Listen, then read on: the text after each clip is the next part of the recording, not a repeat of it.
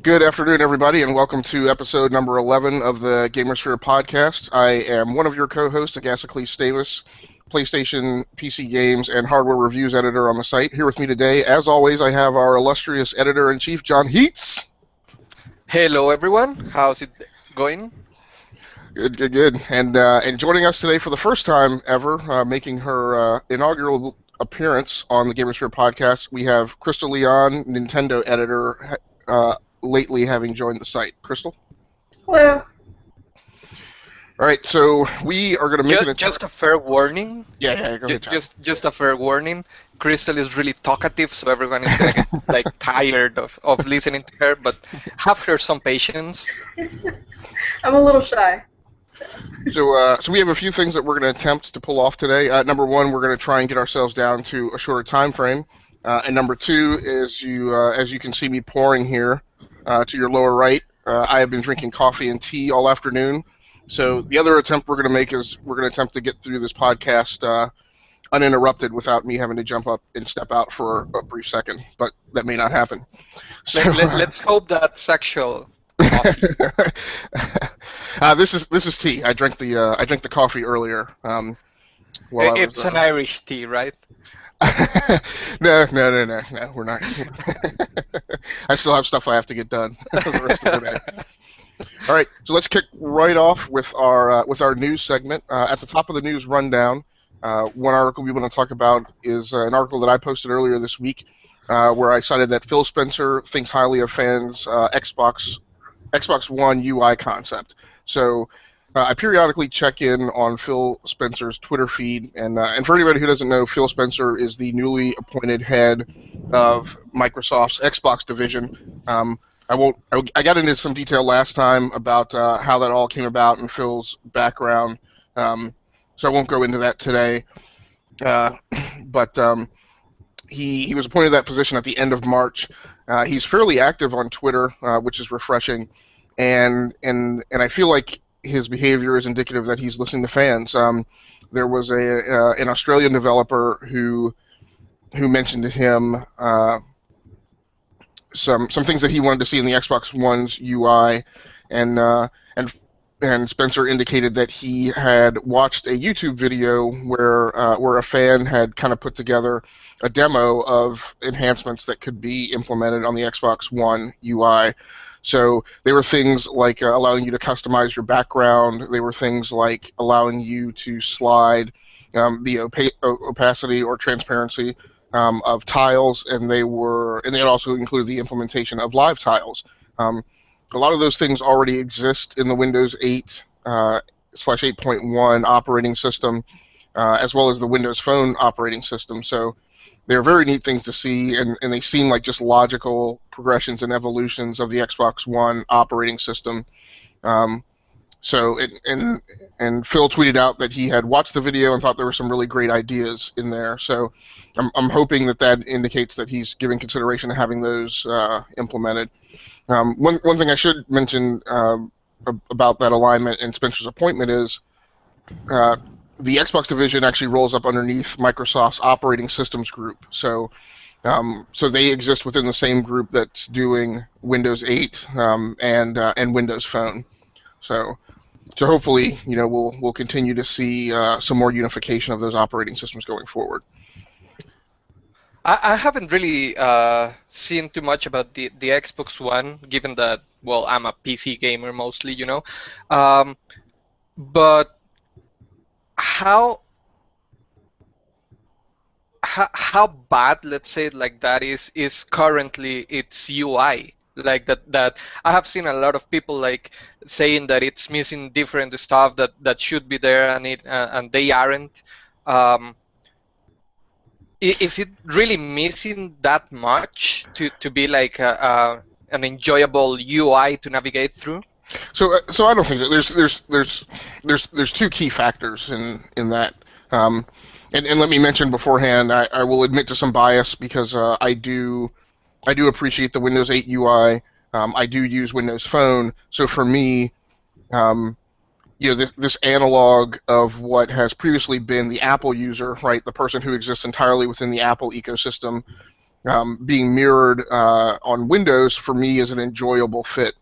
So that being said, I think there's two things. One, the Windows UI is heavily revolves around the use of the Kinect, both for virtualized touch input as well as voice input, and so I think some people can get themselves into problems when they bring their Xbox One home, hook it up, immediately connect the Kinect, and start interfacing with it using that virtualized touch and voice. I actually brought my Xbox One home, did not immediately connect the Kinect, and spent the first 3 weeks to a month with it just interacting with it with the controller. And so I figured out where things are and how to get to things through a more legacy or traditional input mechanism. The other thing that I think I don't know, trips people up or people have a problem with is there's a lot of contextual exposure of content, meaning there's a lot of things you don't have control over, and again, that's kind of, in my opinion, very Apple-esque. Things show up in your pin tiles that you don't necessarily manually put there, and they're showing up there theoretically because of frequency of use.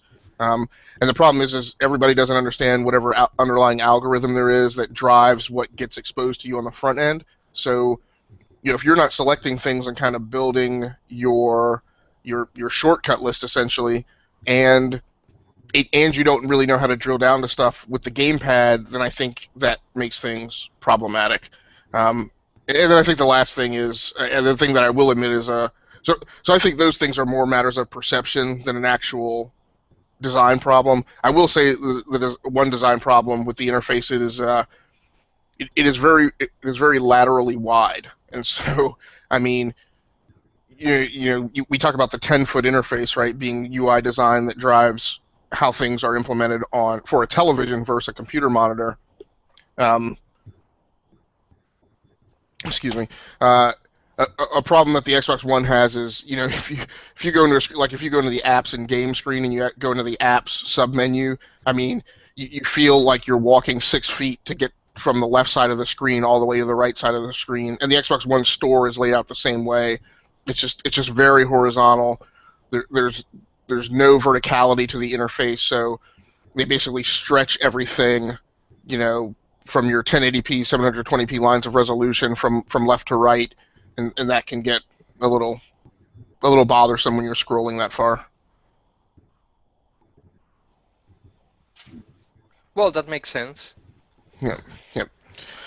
Okay, so I'm gonna keep rolling. Next up, I'm hoping somebody can cover this other than me. Nintendo reported a loss of $457 million this quarter. Yeah, I can cover that actually. So Nintendo lost about 457 million. And I don't know. Do you want the statistics? Do you have any questions? They're having a lot of. I'm a deep financial guy, and I think that's one thing maybe we do on the site, arguably better than others. So yeah, I think it'd be good to throw them out.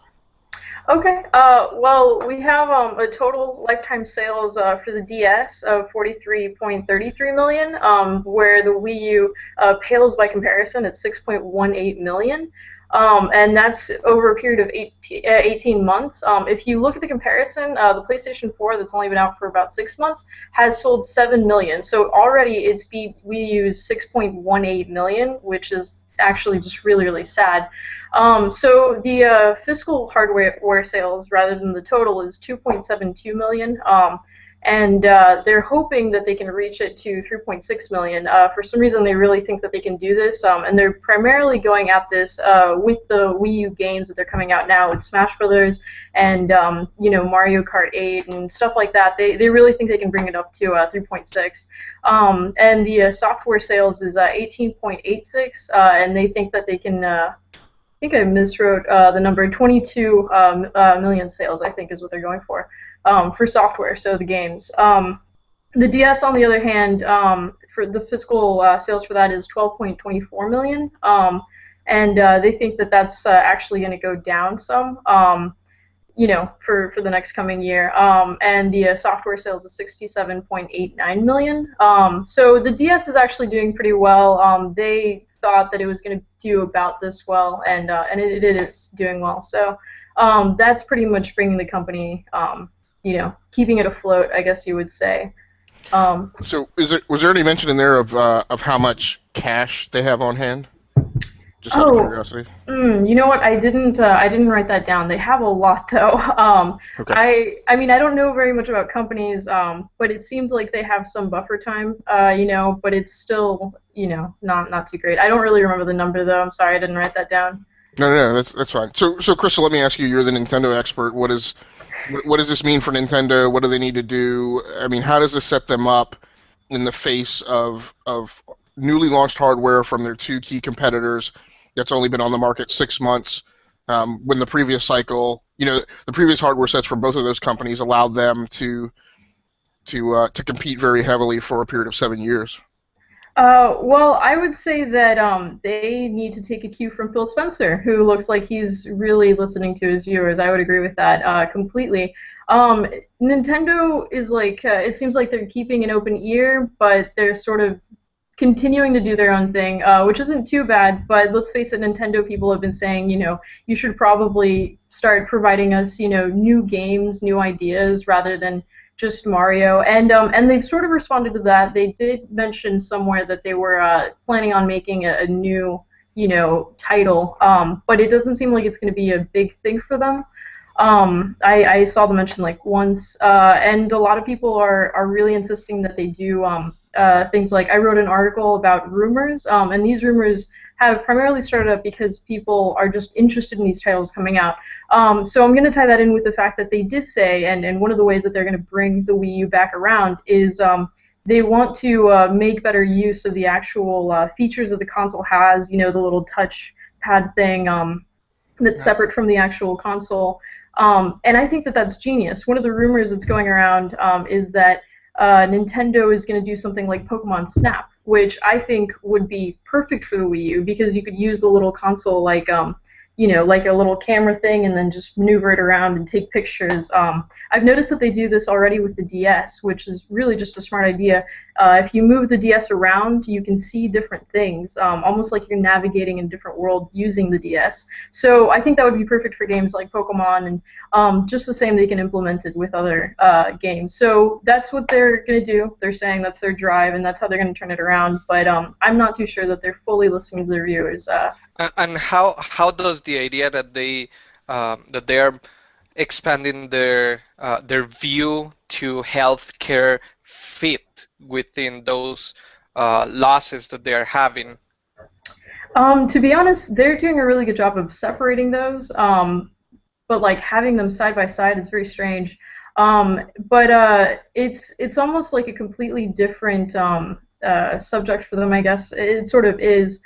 Because I think that they're going to go ahead and make it almost like a separate company. I mean, if we look at Nintendo's history, they haven't always been a gaming company. They started with, cards, and they've developed from there, and eventually they got into games with Game & Watch, and that's where they started flourishing. So that's why they've kept at it with the games. But I guess now, because it's sort of going downhill a little bit, and because they've always had that health interest, they're looking to do something a little different, and so they haven't really revealed very much about what they're going to do with that quality of life initiative that they're going into. But it's something out there. I mean, they really don't want to say too much, but I think it's just going to be a separate subject for them that they're also doing. Yeah, it might be a separate like a sub company or whatever it is, but it's gonna be still using Nintendo's money. Right. So given how much money they have lost already, those numbers are like really to get scared about the future of the whole company, and they are trying to start something new that is not really known if it's gonna work out or not, and they keep bringing the same ideas over and over again when it comes to gaming. At least personally, I feel like they should focus on one subject at a time. Like if they have gotten those losses, they should firstly try to recover from there instead of opening a whole new branch that will use the rest of the money they have. I I agree with you. But I think that Nintendo is worried that they're not doing too well with Nintendo sales as a gaming industry. Because as we've noticed, ever since Iwata did get into power, and I feel sort of bad, like I'm pointing at him, but ever since he did come into power, they've been sort of bad at analyzing, exactly how much they expect to sell and things like that. They've been bad at sort of gauging their audience, and I think that he's always been a lot more interested in health. In mental, physical, and every sort of aspect, in the quality of life. And so I think that if you're good at one thing, you should go towards that rather than, try to maintain what you've been doing. But I'm not too sure. I think that they are going to use a lot of that money towards the quality of life. But again, they haven't said anything at all about, anything regarding finances for quality of life. So I wouldn't be able to tell you. But I agree. I don't think that they should be splitting their interests like that. I think they should really be focusing on one thing. But I don't know. That's Nintendo, I guess.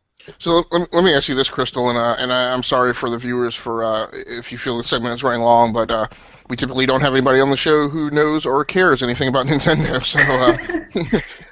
So I found one thing that you mentioned incredibly interesting. You said that you feel that Nintendo is listening and that Nintendo fans have been asking them for a while to diversify their game products and provide them more than just Mario and Zelda. I actually find that I want to go back to you and make sure I understand that that's what you're communicating, because I have historically found that it's been, or have historically thought or perceived that it's been non-Nintendo fans who keep saying that. Like I say that. I'm like, I would really like to buy a Nintendo product, but I'm not going to buy it to play those franchises, and I'm certainly not going to buy it to play those franchises over and over and over and over again. I would really like you guys to do X. And the typical response I get back from a Nintendo supporter is, these are the core franchises. They are, those games are different every time they come out. They're classics. Nintendo is a strong first platform, and that's what we like. So. Okay, I see what you're saying.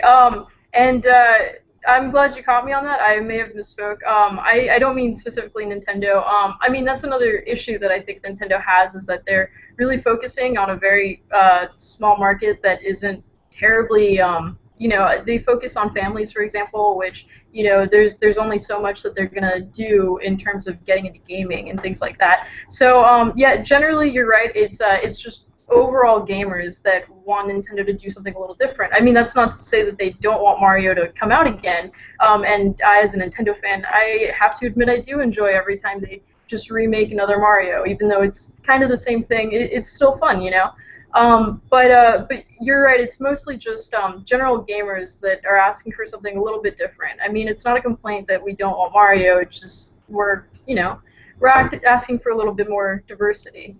Right. And that to me is kind of one of the principal catch-22s with Nintendo. I guess my feeling is that they do constantly listen to their fans, and I think that's one of their problems, is that their fans keep saying, we're fine if you keep giving us Mario and Zelda and Mario Kart, and Nintendo goes, okay, so that's what we need to do. That's our principal audience. But what they're not realizing, which I kind of don't get because it's very quantifiable and metrically apparent, is that as you go from each generation of Nintendo hardware, the numbers of sales and the numbers of the install base dwindle. You have the one blip of the Wii, which was the anomaly, but you can pretty much go back to the NES and Super NES and see that as they progress through the GameCube, I think they bottomed out with they had bottomed out with the N64 until the Wii U, but those numbers of full-size television-connected consoles keep dropping, and I think their overall numbers of people who are interested in the type of content that they provide, who are solely interested in that, continue to dwindle. And so to me, it's just a math game of figuring out when that glide slope is going to bottom out.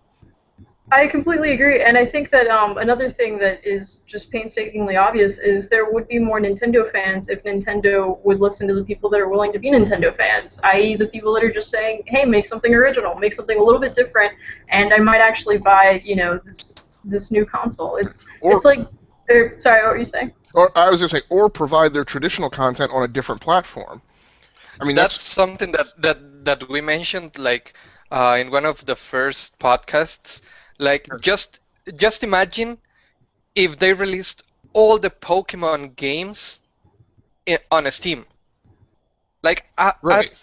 I literally throw my money at the screen to Right. get all those Pokemon games. Or iOS or Android. I mean, they refuse to do it because they don't want to do it, and because that's not that's not what their artisans. They don't want to have their games on different platforms, but given how much money they're losing because of how close-minded they are showing to be, like if they just shared some classic games, some good franchises on different platforms, a lot of people would pay for that and would Yeah, pay a absolutely. lot of money for it. I mean, They won't care about the money. They will want to get those games on a different platform, I mean, and that will mean recovering some money. right. I mean, I'm sitting here right now with a heavy desire to play Mario Kart 8. I would love to play that game. I'm not flipping buying a Wii U just to get access to that title. And same thing for Exactly. same thing for the 3DS. If that title came out on one of the other consoles, or which I realize they would have more heartburn with that, but if it came out on a mobile operating system, I would absolutely buy that game on a mobile operating system. So Yeah, that's their issue, but like John said, it's really their stubbornness to they refuse to bow down and do the whole like phone software. I don't know if you've seen Iwata's like commentary on that. How he says that no great gaming company has really made it very far with software on your iPhone. He's not gonna do that too. And it really seems more like just a personal like I refuse to bow down like that kind of thing, to kneel. yeah, Um, absolutely. I mean yeah. that topic was And one of I've actually seen like some some people playing Pokemon games on their phones, like on those software that is to emulate the game and so on. So having those games on a mobile device would certainly help a lot. right. And so this topic is actually I think the first article that I wrote for GamerSphere, or definitely one of the. I think it was the first article that I wrote, and so I understand their cultural resistance to doing that, and I understand even the artistic difference. They're feeling that they would be bending their art to fit into a mold that doesn't really suit it. And what I said to that is, so don't get your own hands dirty doing it. Stinking buy a development studio that does mobile games, right, and farm that stuff out and provide artistic oversight. Let that mobile development company, who a proven one, who knows those platforms and knows how to get those things done and can build something from the ground up, just provide them, a producer overseeing the team who ensures that what they're doing meets the quality requirements and the artistic requirements of Nintendo. So But that would be like outsourcing the overall development of the game. essentially, except my recommendation is that they buy the thing and bring it in house. So it would become a part of the Nintendo Corporation, but it would be, it would be, it It would will just, have the expertise. yeah, it would just be another first-party studio, but it would focus on mobile. I agree, and I think that John brought up a really good point in that people already do play Pokemon on their phones. I played on my friend's phone. Like he has an emulator. It's a lot of fun. He got it for free. Nintendo could have gotten paid for that if they just sold it.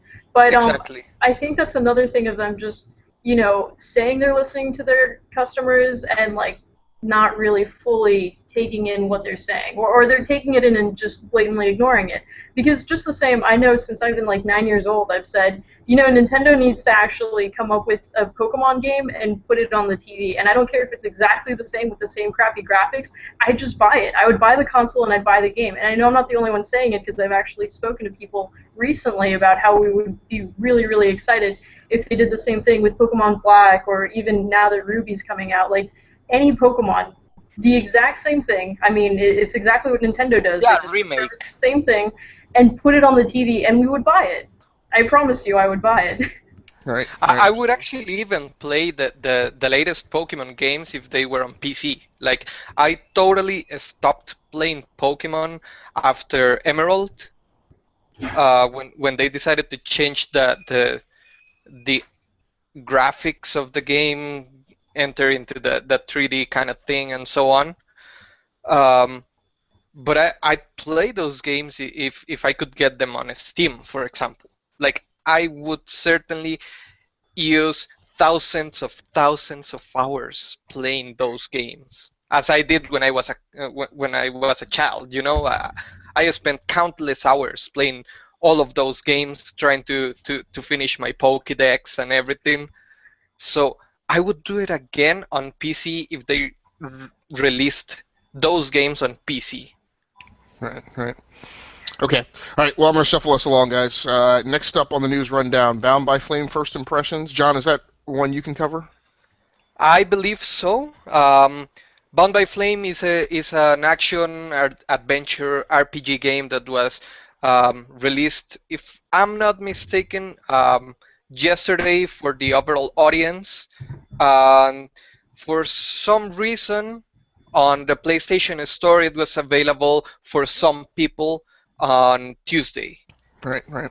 So, Bound by Flame, interestingly enough, a lot of people had not heard about that game before, and I still get surprised about it. Like, I have followed the development of that game since the first time it was talked about. I loved the concept on the game. It is basically the story behind Bound by Flame is that you are a mercenary who has been sort of possessed by a fire demon. This fire demon can help you defeat all of your enemies, give you different skills, different powers. But if you decide to accept his help, you're going to be losing your humanity. So basically, the whole game will go around your personal decision between fighting those fights the hard way without using the help of this fire demon and dying quite a lot, or accepting the help and losing your humanity. So let me ask you: do you think the reason this game has struggled to capture attention is because the fantasy RPG genre is just saturated by the level of popularity of the Elder Scrolls franchise, as well as Dark Souls?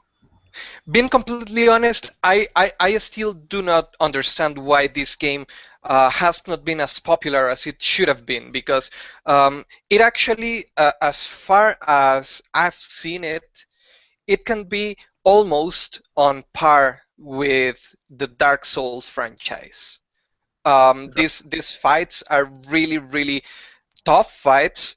The monsters you're gonna fight against, they have a lot of life points.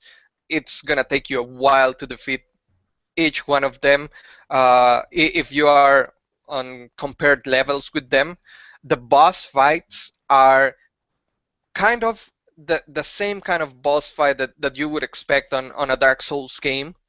Those are big bosses with even more HP health points, and that will kill you in a few hits. So this game, um, I'm not totally sure if there wasn't enough advertisement for the game. I'm not sure if people just uh, didn't read about it at all, because even at the beginning of May, I wrote a little article about um, the preview of May, and people was still saying that they had never heard about the game, and Right, right, it's inexplicable for me. right, right. Okay, we're going to keep the train rolling. If you are interested in finding out more about Bound by Flame, the I don't even know what to call her. I don't know if she has a job title. So I'll call her my co-host on the regular Joe Gamer podcast, Chemical Rachel, has posted a series of is it 5 or 6 Let's Play videos? She has streamed three times, if I'm not mistaken, Okay. and we currently have 6 different Let's Play videos of Bound by Flame in our channel, in the GamerSphere YouTube channel, and they are still showcased in twitch.tv GamerSphere. Okay. So by all means, come to GamersSphere.com and check those out. Next up on the news rundown is Killer Instinct, a retrospective on an amazingly poor business model.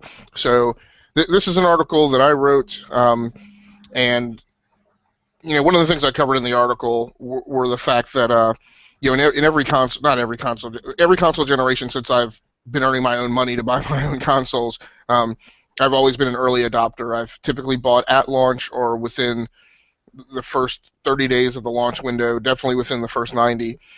This generation, I kind of sat out on the sidelines, and so I eventually got my Xbox One maybe 4 months after launch, and of course one of the things I did was pulled down Killer Instinct, which was essentially the replacement of what used to be the old pack-in game, right? So many console generations ago, you used to almost always buy your console, and it would have a game that it came with.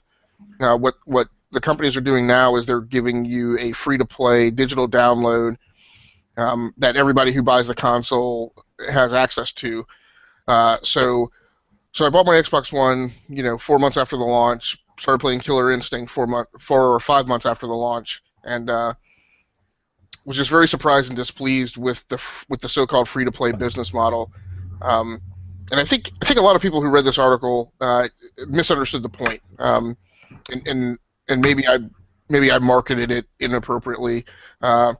I played the game and I had been streaming, and I captured some video. Admittedly, I just chose like a random point in the stream capture, and it was actually a fight that I lost. So I attached that to the video. Everyone assumed that I couldn't play the game, and therefore that's why I hated it, which is just typical internet shenanigans. I'm not great at the game. I'm not great at the game because the game doesn't interest me sufficiently to invest any time getting better at it. But the problem I have with the game is that when you're in the game, almost everything has a price tag associated with it. So, you come in, you have access to one character on a rotating basis, and that's the character you can play. I think you have access to a few game modes now. Initially at launch, I think you had access to one game mode, but you have access to one character, and everything else, including costumes and additional characters, and everything is a fee.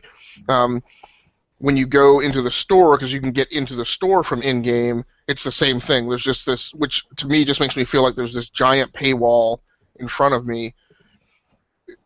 Some of the criticism I got was people said, well, it's a quite clear pricing model, and you can go and pay $20 to get access to X amount of content, and $40 to get access to all the content. And again, I didn't get into it with people in the comments, but my response to that is, you're absolutely right.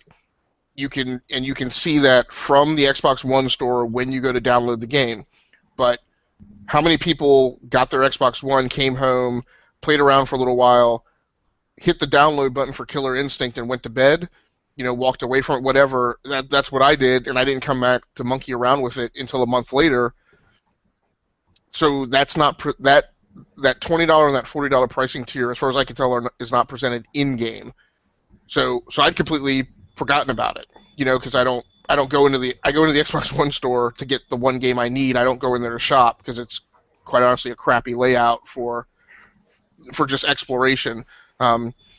So at any rate, I kind of question how Microsoft went about that. particularly for a franchise that, to me, isn't anything remarkable. I think there were some staunch defenders and fans of the Killer Instinct franchise, remembering it from its Nintendo days. But I will say that game is pretty much useless, and that's my response.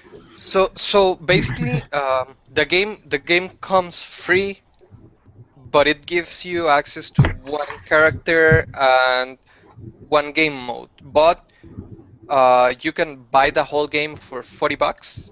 Right, and I think when it launched, you had access to one game mode. I'm not exactly certain, and they rolled out others afterwards. You do have access to more than one game mode now, but if you have not paid anything for game access, you get access to one character. And like I said, I believe that's on a rotating basis. So, if I go in one weekend, I'm playing one character. If I don't pay any money, then if I come back another weekend or 2 weekends later, it's a different character. That's a very interesting way to get consumers into the game, I guess I would say. Almost like a little like changing demo, since they're not really providing it. They might as well sell it for $40, like right off the bat, which I'm assuming they probably do. But I don't really blame you for not liking the game because I watched you play on it, I looked into it a little bit, and the graphics are okay, but they're really, like, I guess I would almost say shoddy, like they're a little weird. And beyond that, and much more importantly, is the gameplay, which kind of does remind me of Mortal Kombat, but it's like more repetitive. Like even the old like PlayStation Mortal Kombat seems more entertaining. Right. So I don't blame you at all for really not spending too much time on it. But at the same time, if they're gonna offer it free, I understand. But if they're going to be making $40 so that people can use the game decently, they really need to work on a few things there, I would say. Well, and this is my whole thing, and again, I do get deeply interested in the business aspect of a lot of this stuff. I'm going to try and get through this without cursing. Pick a business model, right? Either make a truly free-to-play game that gives people access to a reasonable amount of content without frustrating them, or don't do free-to-play, right? Stinking put a price tag on the game. I mean, I think if they would have put Killer Instinct in the store and just made it a $20 game with some additional DLC, I don't think anybody would have had anything to complain about. Like, I just really question. I think that was the overall point of my article. I really question the point of such a ridiculously convoluted business model that you have to pull. And this is one of the things that pisses me off. Like, if I can't figure it out, giving it 10 seconds of thought, then I'm not. I mean, I have other things to do, right? I can go and I can find a game with a price tag on it, or a game that's clearly free to play, instead of kind of having to sit there and do freaking financial analysis to figure out, how much do I need to pay to make the game reasonably available. Okay, Yeah. so I'm going to roll on before I get spooled up about that. So next to the news rundown is Don't Starve has a DLC add-on coming out for it. John, are you familiar with that one? Certainly, it is going to be a free add-on for Don't Starve. Oh, really? By It's free? Wow.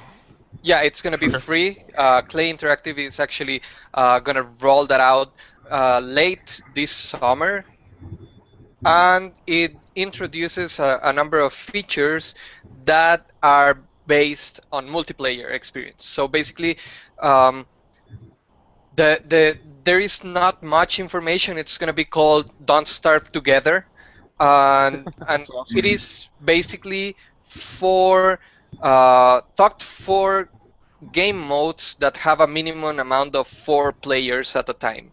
So It's co-op? yes, it's a co-op. Yeah. So go ahead. Have either one of you played that game? I have the game. It is really addictive, like really seriously addictive. And basically, what you do in there, it has a day-night cycle. Yeah. During the day, you have to go out and scavenge for anything and everything that is around, in order for you to be able to eat food and drink and everything.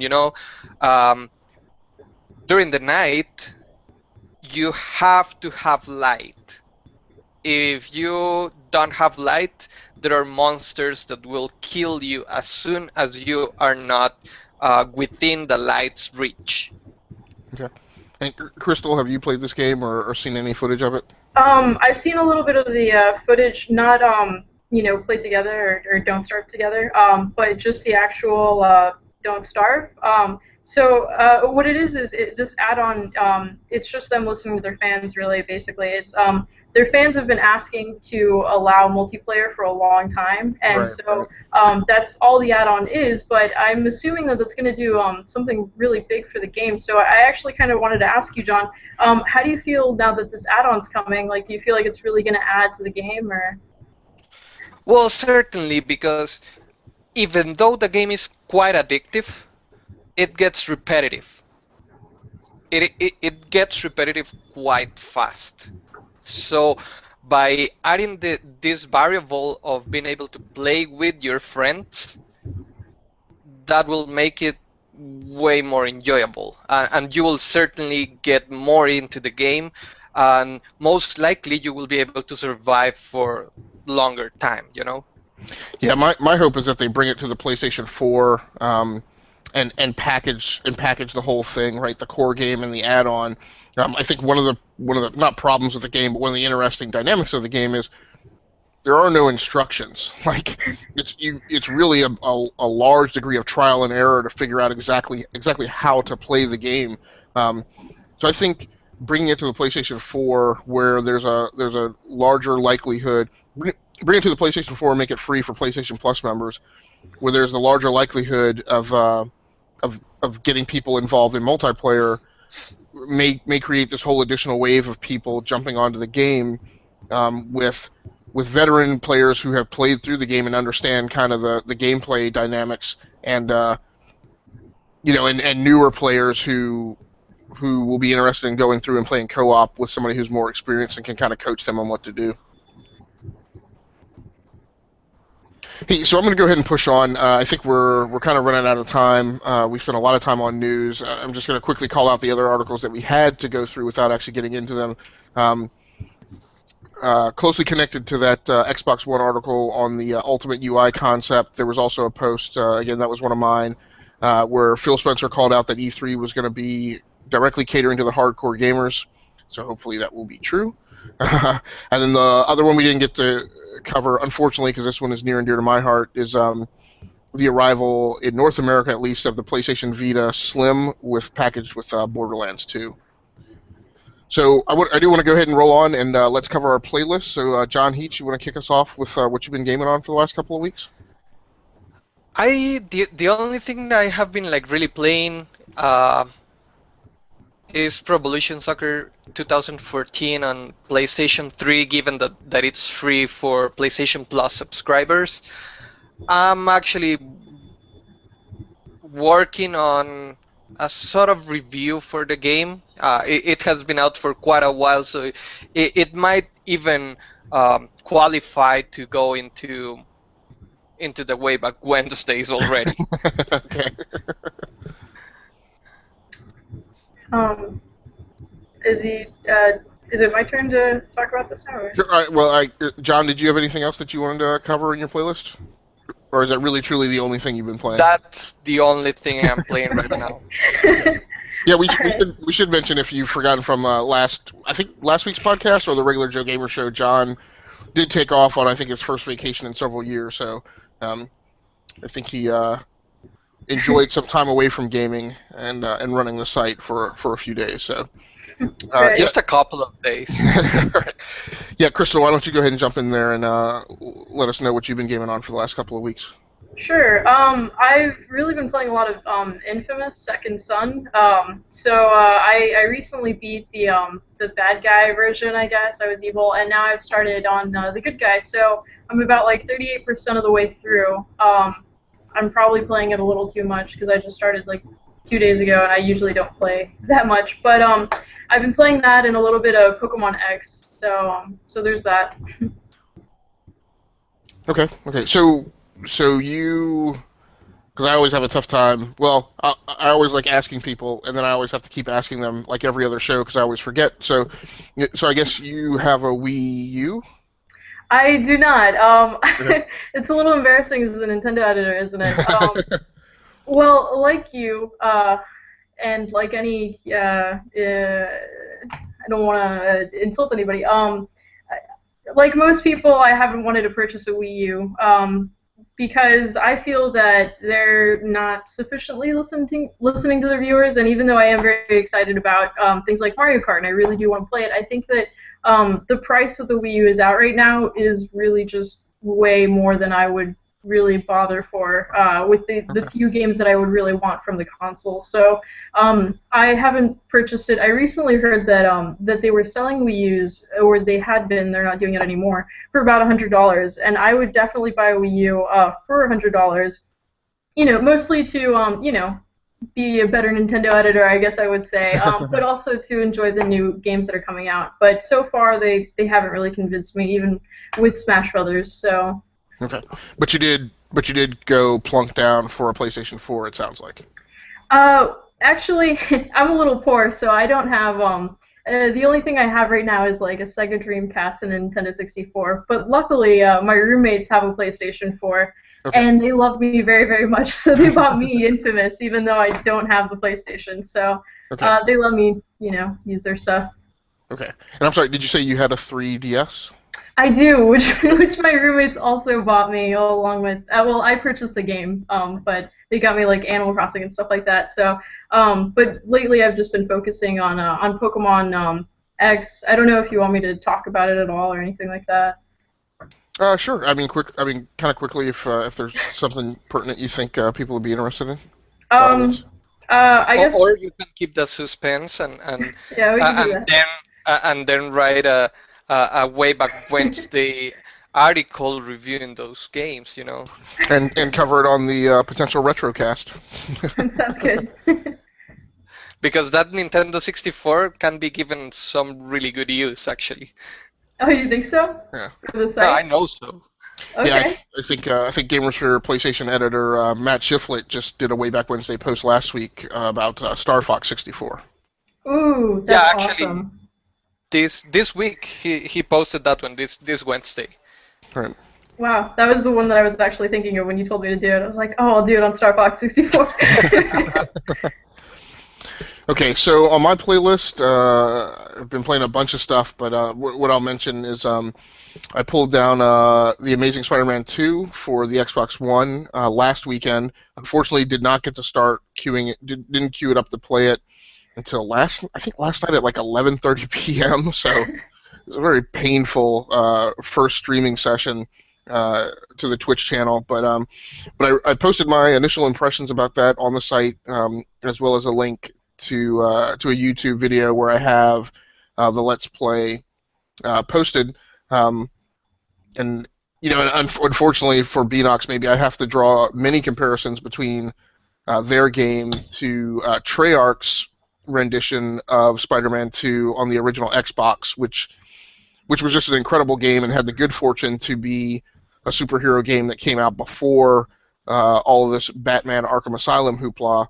So Beanox kind of has a tough road to hoe, you know, with Treyarch having done that game before, and then in the years since, you know, the Batman series just kind of setting a new bar for what a superhero game is expected to be.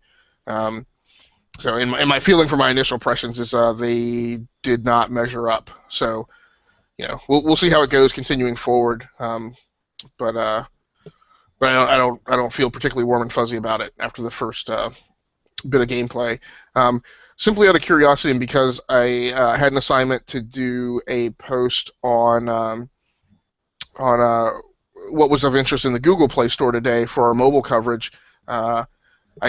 One of the hot games in there just launched yesterday, and that was another version of the Amazing Spider-Man 2. This time done by Gameloft and available for the Android operating system.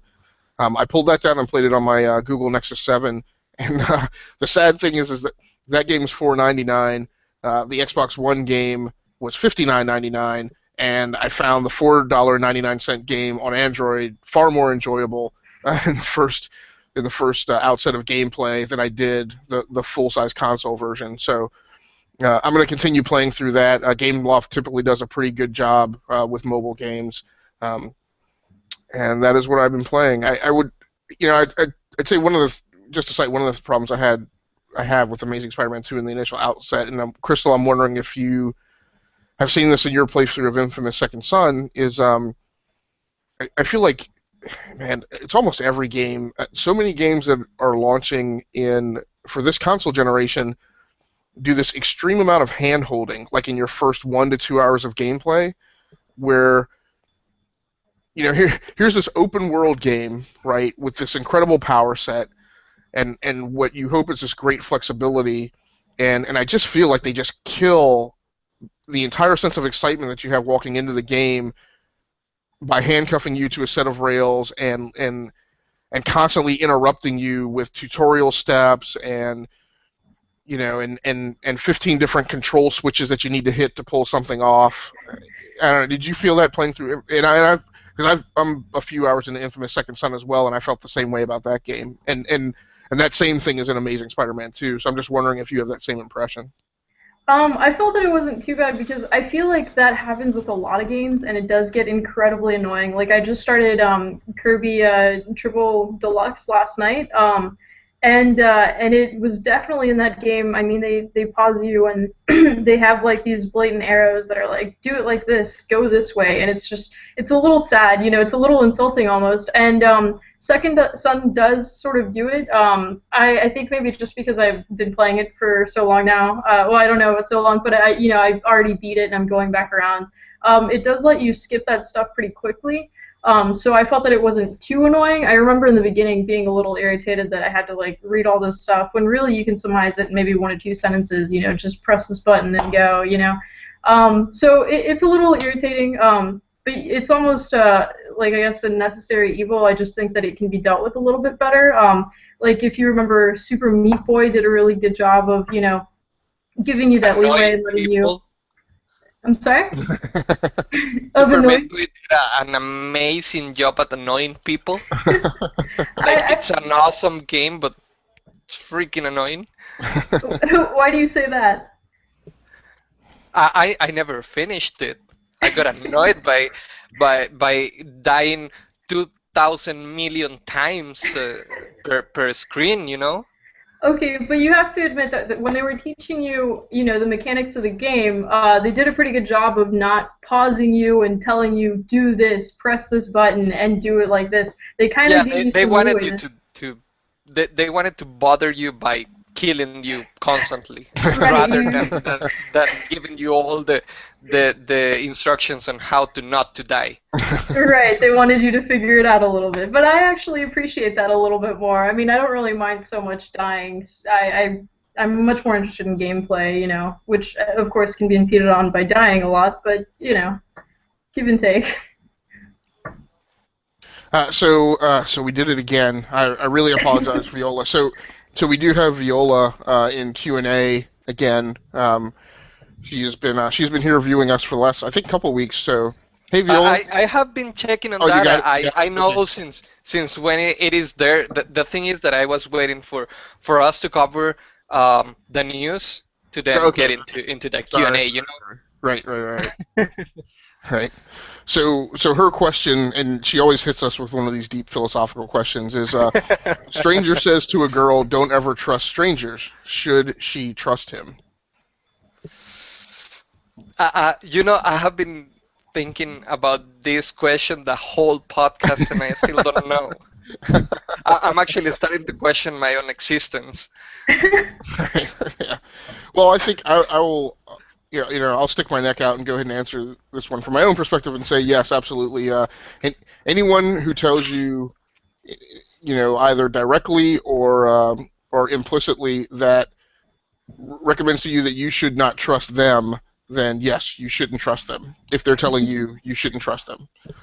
Well phrased. And why are you trusting the person that is telling you not to trust him? Right, so you're saying I should not trust, I should not even trust the fact that they're telling me not to trust them. Well, because then you just get... then you just get yourself into an infinite loop. And so, in order to not get yourself into an infinite loop, you have to pick a binary. You have to pick a binary or Boolean value. True or false, 0 or 1. So I like to. So you trust him? Yes, I trust him to not trust him. Okay, cool. John, I'll leave this up to you. We have our discussion topic remaining. We are definitely over the time target that you. We're over it, so we actually should be wrapping up right now. Okay.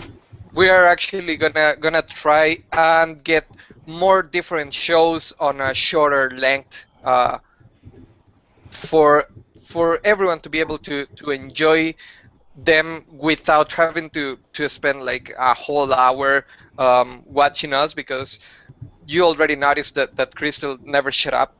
So Yeah, so no, basically, we feel that it might be better if we bring more episodes on different shows that are shorter, so that you can watch them in 10 minutes, 5, 10, 15 minutes, That's something that might take a little bit of time, but we are certainly working on that. So we can wrap this up today. Hopefully everyone have liked our discussion so far. I wouldn't like to wrap anything up before thanking our sponsor, allkeyshop.com. So if you are looking for comparing and finding the lowest price for your games, for your PC games at least, you should certainly go check allkeyshop.com. Okay, and with that, I will go ahead and start taking us out. So, Crystal, why don't you go ahead and stump for anything that you're working on the site that people should be keeping an eye out for during this week? Great. As you may have heard me mention, I just started Kirby Deluxe or Triple Deluxe last night because I'm planning on doing a review for it. So just be on the lookout for that. And if there are any games that anyone wants me to review in the future, comment on my article when I've posted, and I'd be happy to go get that game and review it next. Awesome. From my end, keep an eye out for the completion of my review of The Amazing Spider-Man 2 for the Xbox One. I've also got one piece of hardware actually sitting in front of me. Hopefully it's not giving off too bright a red glow on my face, but I also brought in the Mad Catz Titanfall Strike 3 gaming keyboard. So I've posted some initial impressions about that. I should be wrapping that review up this week as well. And I've also got a PlayStation 3, PlayStation 4 headset on the way in. So we're definitely trying to keep a reasonably healthy population of gaming hardware reviews coming up on the site. We can't possibly cover everything, but we're hoping to have a pretty decent sample population to give people some options to consider for their gaming hardware and accessories.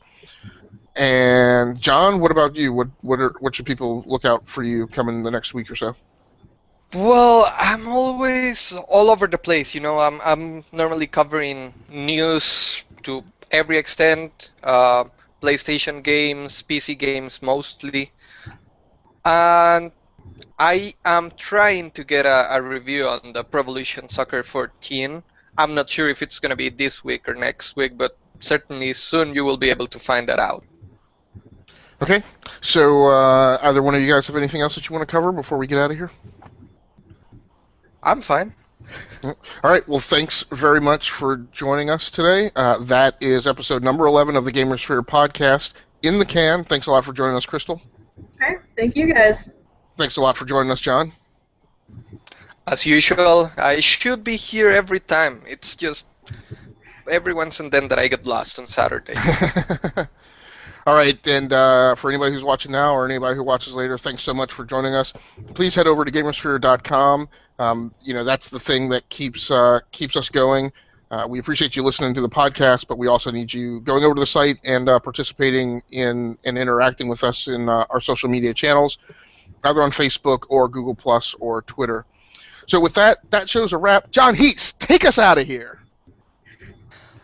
Why me? No. So thank you very much for checking us out. As Gaisicles was saying, keep checking on our site. We're trying to update it as much as possible. And anything you want, just hit us on social media or on the site directly. We'll be always there trying to listen to you to bring whatever interests you the most. And well, thank you for watching us this time, and we will be back next Saturday with the next weekly podcast. See you later, gamers.